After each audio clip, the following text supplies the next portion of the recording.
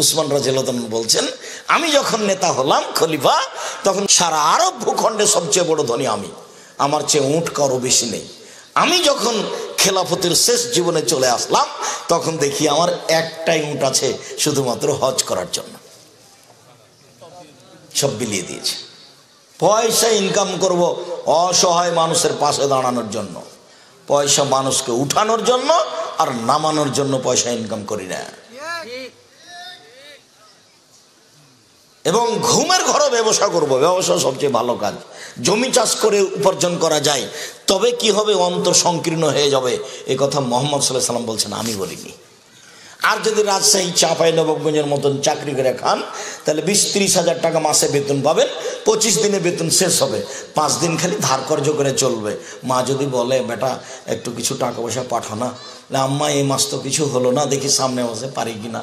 খালি সব মাসে 25 দিনে শেষ হবে, 25 দিনে শেষ হবে। চাকরি করা টাকা দিয়ে কি আর বড় কিছু হওয়া যাবে? বড় কিছু হতে হলে ব্যবসা করতে হবে।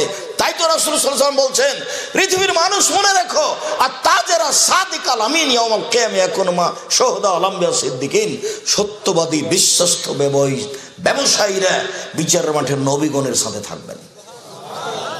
সত্যবাদী বিশ্বস্ত ব্যবসায়ীরা বিচারের মাঠে নবীগণের সাথে থাকবেন। আবার বলছেন, আর তিজারাত মাল কিদ ওয়াল হালাফ, ব্যবসাতে অনেক সময় মিথ্যা কথা চলে আসে, ব্যবসা অনেক সময় কসম চলে আসে। এক কাজ করো, ফাসুবহু বি সাদাকা, কিছু দান খেরাত করতে থাকো, ওটা মিটে যাবে। মুহাম্মদ সাল্লাল্লাহু আলাইহি ওয়াসাল্লাম বলছেন এইভাবে। তাহলে উনি কি করে খেতে বললেন বলেন তো দেখি? ব্যবসা করে খেতে বলেন।